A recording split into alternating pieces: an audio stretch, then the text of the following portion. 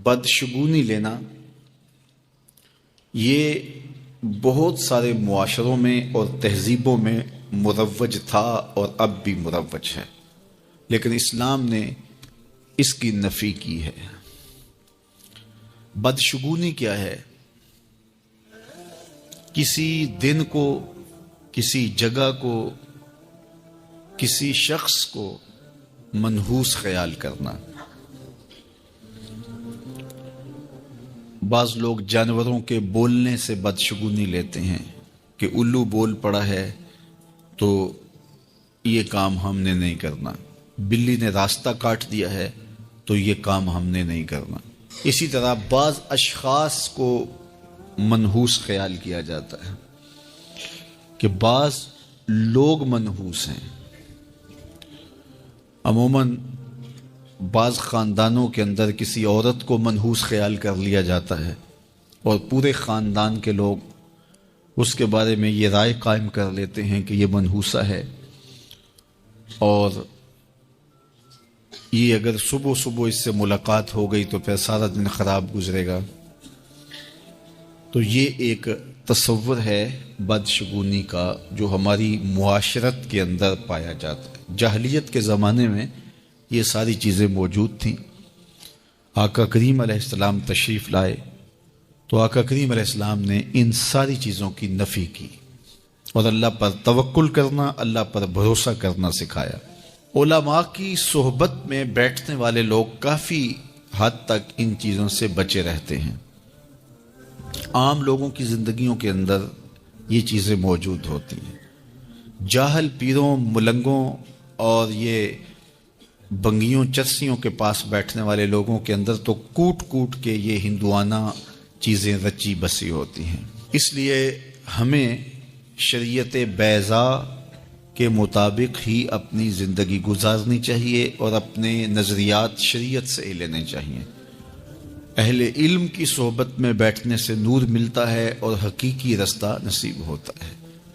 تو کسی کو منحوس قرار دے دینا یہ ہماری اپنی اختراع ہوتی ہے، ہمارا اپنا وسوسہ باطن ہوتا ہے۔ حضور نے ارشاد فرمایا ایک تو متعدی مرض نہیں ہے، اگر میں اس کے پاس بیٹھا تو یہ مرض مجھے اس سے لگ جائے گی۔ دوسری بات ارشاد فرمائی ولا حامتا، الو کا بولنا کوئی معنی نہیں رکھتا، اس کی آواز کوئی معنی نہیں رکھتی۔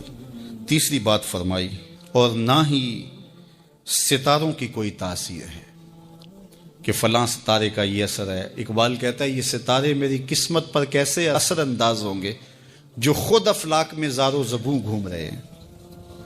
وہ بعض کہتے ہیں ہاتھ کی لکیریں کام کرتی ہیں، جی یہ تیری ہاتھ میں فلاں چیز کی لکیر ہی نہیں ہے، فلاں کی لکیر۔ وہ بیٹھے ہوتے ہیں نا فٹ پاتھ کے اوپر پروفیسر بابا جو قسمت کا حال بتاتے ہیں اور 10 روپے لیتے ہیں، تو وہ بتا رہے ہوتے ہیں تیری قسمت میں یہ ہے، تیری قسمت میں یہ ہے، تیری قسمت میں یہ ہے۔ وہ کسی نے کہا قسمت تو ان کی بھی ہوتی ہے جن کے ہاتھ بھی نہیں ہوتے۔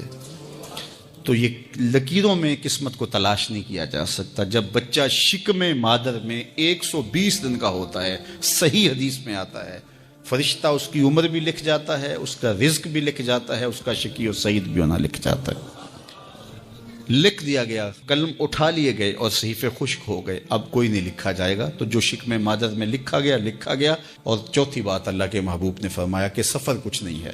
یعنی کچھ لوگ کہتے ہیں یہ جو سفر کا مہینہ ہے یہ بہت ہی سخت مہینہ ہوتا ہے اور ان دنوں کے اندر سفر نہیں کرنا چاہیے، ان دنوں کے اندر شادی نہیں کرنی چاہیے، ان دنوں کے اندر اگر شادی کی جائے تو وہ شادی کامیاب نہیں ہوتی، اس لیے کہ یہ مہینہ منحوس ہے۔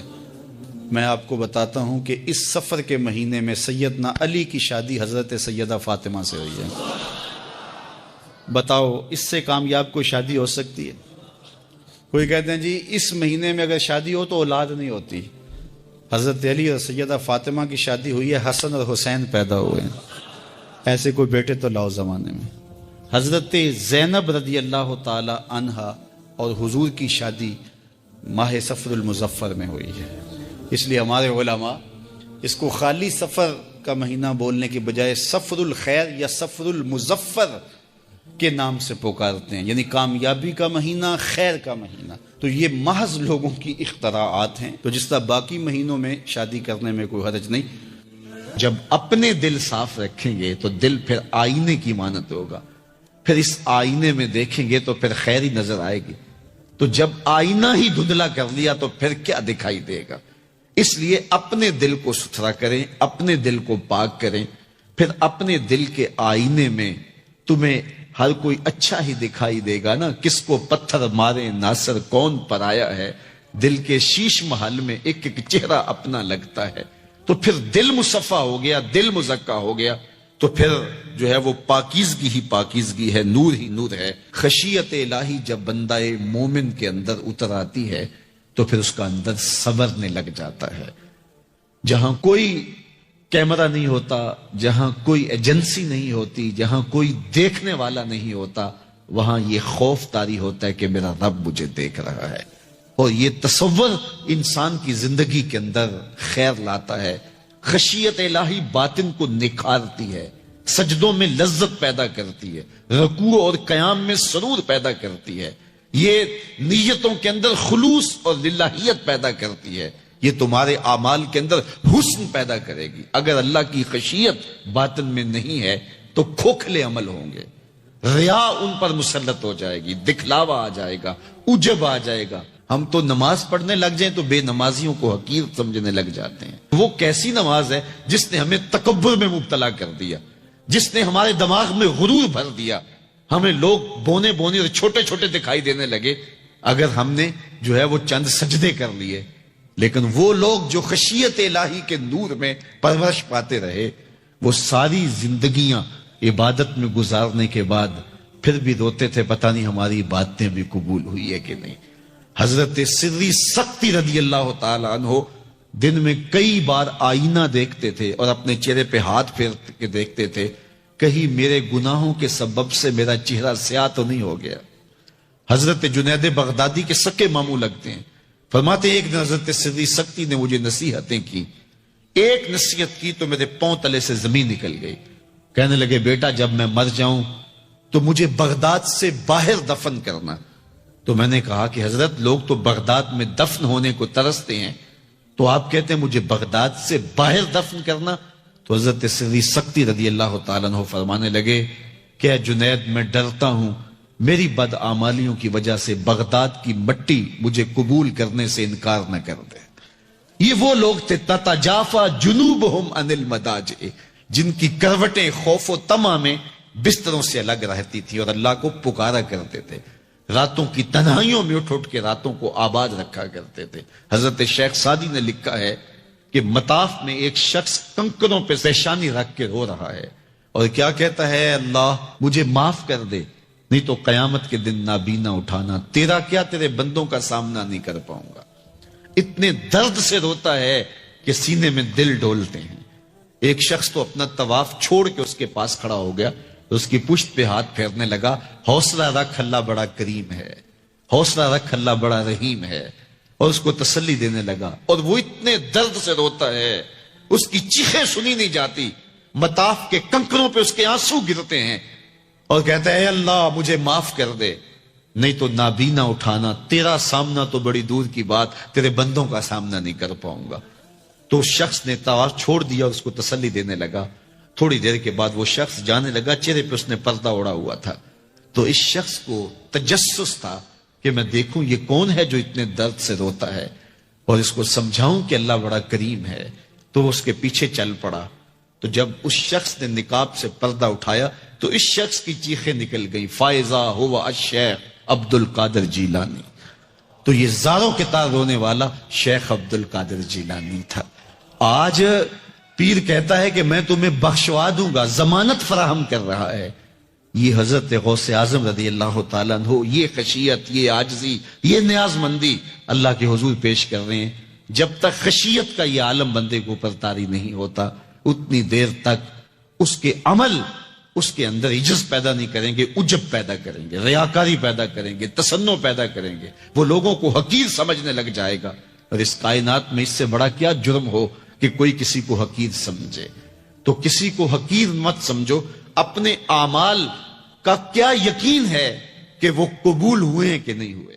میرے حضور نے فرمایا تم میں سے ہر شخص جو ہے وہ اپنے ماتحت لوگوں کے معاملے کے اندر مسئول ہے، اس سے پوچھا جائے گا، اس سے سوال ہوگا.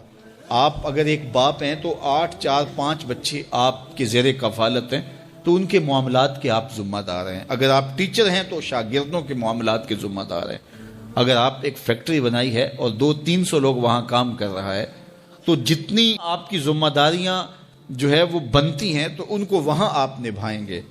اور اگر آپ ہادی قوم ہیں، رہنمائے قوم ہیں، تو پھر اس حساب سے آپ کی ذمہ داریاں بنتی ہیں۔ اب بتائیے، یہ معاشرہ جس معاشرے میں ہم جی رہے ہیں، یہ عدم برداشت کا کلچر ہے۔ یہاں آپ ایک دکاندار سے بھی سودا لینے جائیں اور 1 سے 2 مرتبہ اس کو 1-2 بات پوچھیں تو وہ تلخ ہو جاتا ہے، حالانکہ اس کی تو دکانداری ہے تو اس کو تو سننا چاہیے، لیکن معاشرے کے اندر تلخی اتنی آ گئی ہوئی ہے، عدم برداشت ایسے پیدا ہو گئی ہے کہ اب مجھے بتائیے کہ وہ شخص جس کا فائدہ ہے تو وہ بھی آگے سے تلخ ہو رہا ہے، تو پھر اس معاشرے کی گراوٹ کا آپ اندازہ کر سکتے ہیں۔ ممبر و محراب سے ہم دیکھتے ہیں کہ ایسے ایسے تلخ جملوں کے تبادلے ہوتے ہیں کہ بعض لوگ یہ سمجھتے ہیں کہ یہ ممبر پہ بیٹھنے والا جو شخص بول رہا ہے، یہ جو یہاں سے کہہ رہا ہے یہ دینی ہے۔ ہمارے ہاں اتھارٹی اللہ کے رسول ہیں صلی اللہ علیہ وآلہ وسلم۔ اگر میں اپنے جو ہے وہ نفس کے شکنجے میں کسا ہوا ہوں اور اپنی انا کے جو ہے وہ پنجرے کے اندر ہوں اور میں اس کو دین قرار دیتا ہوں، تو یہ میں اپنے پہ بھی زیادتی کرتا ہوں، لوگوں پہ بھی زیادتی کرتا ہوں۔ میرے کارواں ہے میرے حجاز اپنا، اس نام سے باقی ہے آرام جاں ہمارا۔ تو ہمارے لیے وہ سند ہے۔ تو اگر میں بھی یہاں اپنی گفتگو کو اس انداز سے مرتب کروں کہ اس سے معاشرے کے اندر بد اخلاقی کی نمو ہو، تو پھر مجھے بتائیے گا کہ آپ خیر کہاں سے تلاش کریں گے؟ چوں کفر از خانہ کعبہ برخیزت کجا ماند مسلمانی۔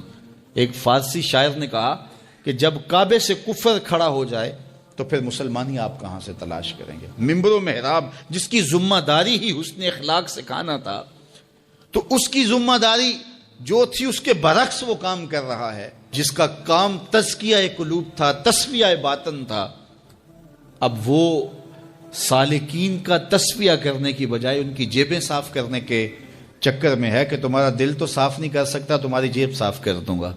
تو پھر مجھے بتائیے کہ جو مسند مشیخیت کے اوپر بیٹھا ہے وہ کس گراوٹ کا شکار ہے؟ اس لیے مجھے اور آپ کو اپنے ماحول کے اندر جہاں ہم بیٹھے ہیں، ہمارے ماحول سے وابستہ صرف 3 آدمی ہی کیوں نہ ہو، تو ہم وہاں تو خیر اور وہاں تو بہتری پھیلانے کے لیے کوشاں ہو، اور جب ہم ایسا کریں گے تو میرا مالک ہماری مدد کرے گا۔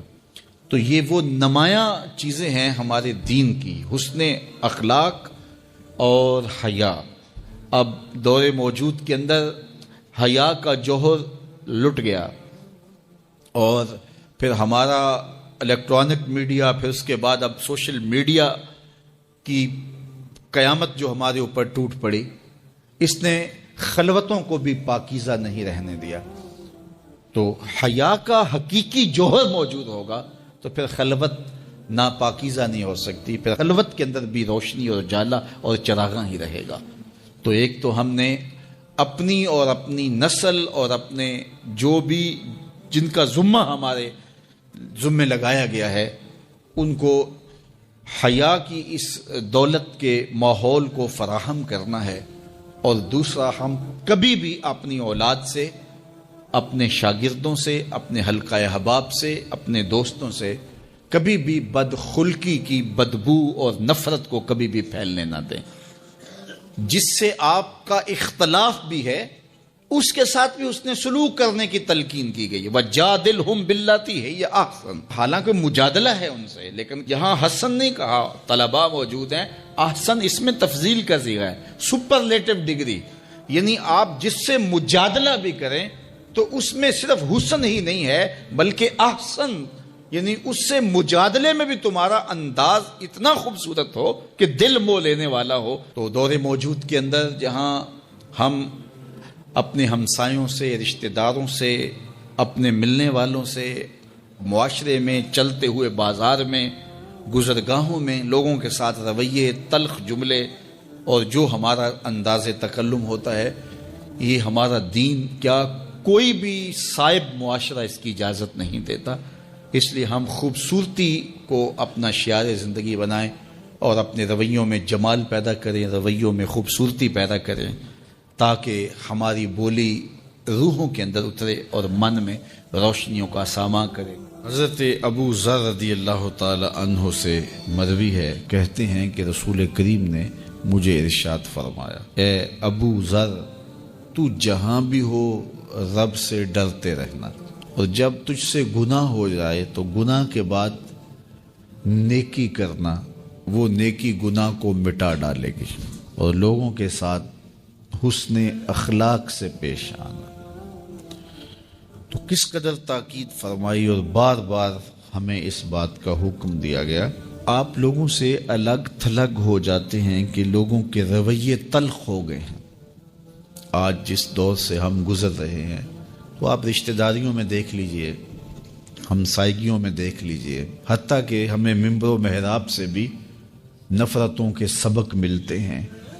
اور میں پچھلے دن کسی نے مجھے 2 شارٹ کلپس بھیجے ہیں، یقین جانیے گا کہ میں آپ کو سنا نہیں سکتا، اس میں جتنی غلیظ اور گندی زبان استعمال کی گئی ہے۔ تو جب مشائخ کے حجرے اور علماء کے ممبر و محراب، رشتہ داریاں، گلی محلے اور ہمسائیگیاں، دوستوں کی نجی مجالس اور محافل رویوں کی تلخی سے بدبودار اور متعفن ہو جائیں تو نرم اور لطیف طبیعتوں کے حامل لوگ پھر کنارہ کشی کا سوچنے لگ جاتے ہیں۔ لیکن اگر کوئی بندہ خیر کی اور اچھائی کی نیت سے لوگوں کے اندر گھل مل کے رہے، تاکہ اگر یہ رویوں کی تلخی سے ماحول کو مسموم کر رہے ہیں، زہر آلود کر رہے ہیں، تو میں پیار کے گلاب بھی لے کے آؤں، کچھ تو تلخی کم ہوگی، میں شہد لے کر کے آؤں لفظوں کے، تاکہ کچھ تو مٹھاس پیدا ہو۔ تو آئیے اس پر حضور کا فرمان سنیے۔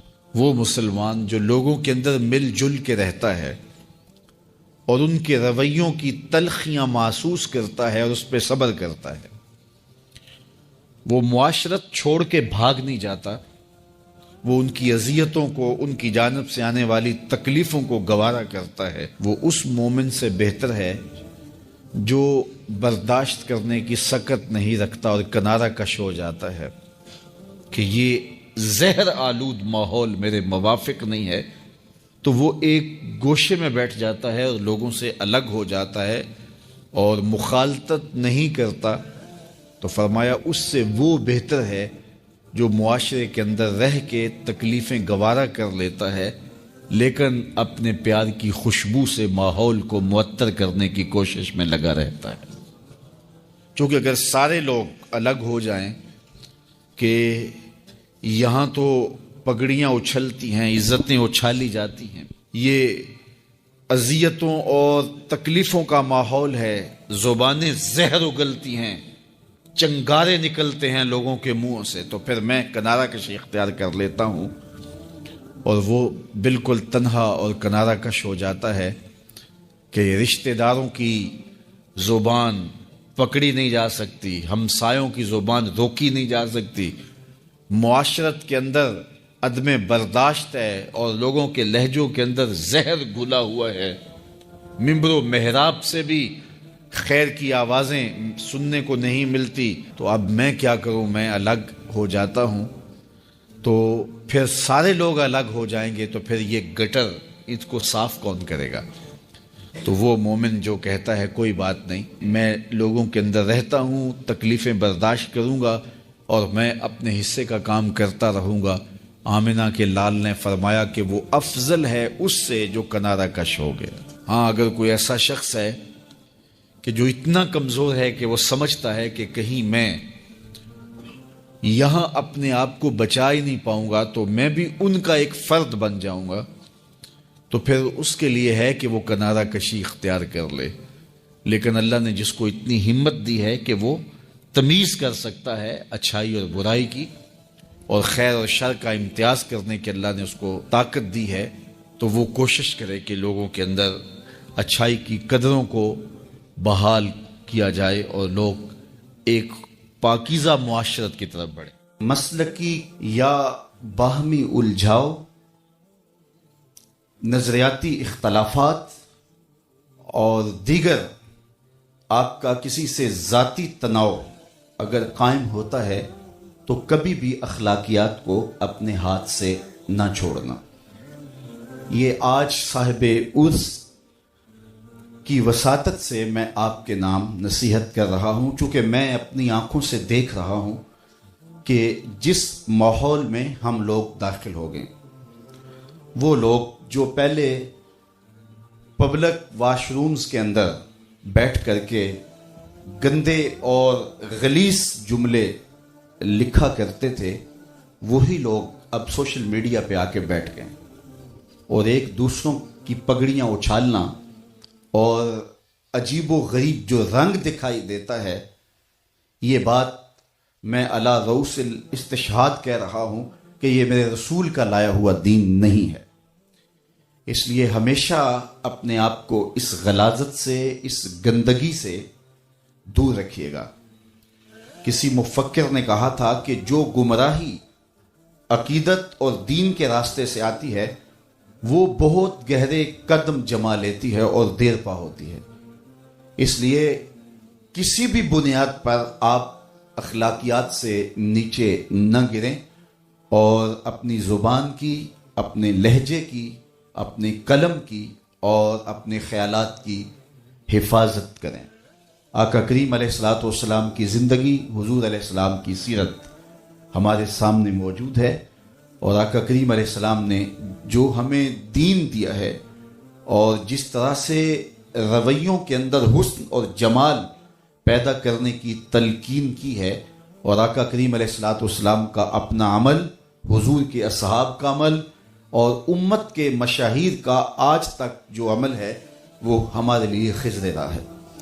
तो इसलिए हमें अखलाकियात के दामन को कभी भी छोड़ना नहीं चाहिए और किसी भी सूरत हाल के अंदर हमें ऐसी गिरावट का शिकार नहीं होना चाहिए और हमें अपने बुजुर्गों की तालीमात को हमेशा खिज़र राह बनाना चाहिए। दौर मौजूद यकीनन फितनों का दौर है और इस दौर की निशानदही करते हुए ये फरमाया गया है कि आसमान से फितने यूं बरसेंगे जिस तरह बारिश बरसती है, और आज हर तुलू होने वाला दिन एक नई फितना सामानिया लेकर के तुलू होता है।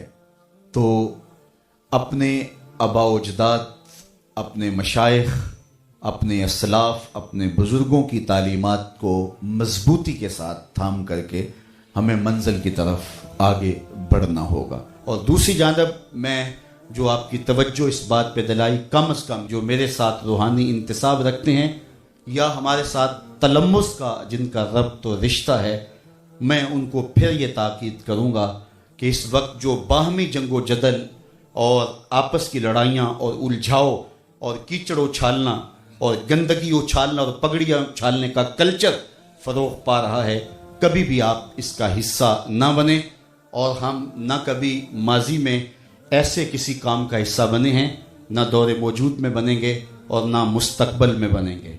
हम कभी भी किसी के कहने पे मैदान में नहीं आते, हम हमेशा अल्लाह और उसके रसूल की रज़ा को ही मलहूज़े खातर रखते हैं। इकबाल के सारे कलाम का रस निचोड़ दें तो फ़लसफ़ा क्या निकलता है कि मोहम्मद से वफ़ा तूने तो हम तेरे हैं, ये जहाँ चीज़ है क्या लौहो कलम तेरे हैं। इकबाल कहता है हुजूर से वफ़ा करो, फिर कलम भी तुम्हारे हाथ में दे देंगे, तख्ती भी तुम्हारे हाथ में दे देंगे। अल्लाह जल्ला शानहू मुझे आपको अपनी रहमतों के हिसार में रखे। हज़रत मुआविया रज़ी अल्लाह ताला अन्हु की मरवियात से है कि अल्लाह ताला जल्ला शानहू जिसकी बेहतरी का इरादा करता है उसको दीन में समझ अता कर देता है, उसको दीन में फ़क़ाहत नसीब कर देता है। दौलत का कसरत से मिल जाना या ना मिलना ये कोई बात नहीं है।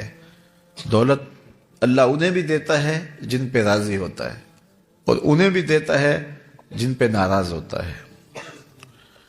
कारून को दौलत दी, फ़िरौन को दौलत दी, बादशाहत भी दी, हामान है, शद्दाद है, शदीद है, कितने कितने दौलतमंद और तख्त व ताज के मालिक गुजरे। अल्लाह उन पे राज़ी नहीं था, लेकिन उनको भी दौलत दी जिन पे राज़ी था حضرت عثمان غنی کو دولت عطا کی، حضرت عبد الرحمن ابن عوف رضی اللہ تعالیٰ عنہ کو صحابہ میں سب سے زیادہ دولت مند حضرت عبد الرحمن ابن عوف تھے، ان کو بھی دولت عطا کی، اور بھی لوگوں کو، حضرت سلیمان کو پیغمبری بھی دی، دولت بھی دی، بادشاہت بھی دی۔ تو دولت وہ اسے بھی دیتا ہے جس پہ راضی ہوتا ہے، اور دولت اسے بھی دیتا ہے جس سے راضی نہیں بھی ہوتا، لیکن فقاہت فی الدین، دین کی سمجھ صرف اسے دیتا ہے جس پہ راضی ہوتا ہے۔ تو جس کو دین کا فہم دے دیا گیا، دین کی سمجھ دے دی گئی، اللہ تعالیٰ اس پہ راضی ہے۔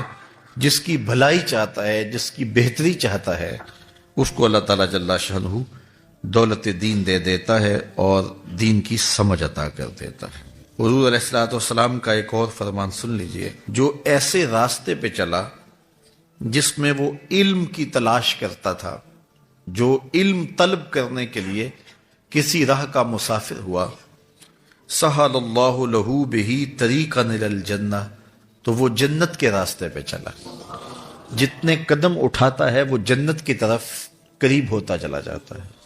تو راہ علم کے سفر میں اللہ نے اتنی برکتیں رکھی ہیں۔ حضرت سلیمان علیہ السلام کو اللہ نے اختیار دیا، یا دولت لے لو، یا بادشاہت لے لو، یا پھر علم لے لو، ان تین چیزوں میں اللہ نے ان کو ایک چیز اختیار کرنے کا اختیار دیا، یا دولت لے لو، یا بادشاہت لے لو، یا علم لے لو۔ انہوں نے کہا مالک مجھے علم دے دے۔ کہا اچھا تو نے علم کو اختیار کیا، دولت اور بادشاہت اس کے صدقے دے دی۔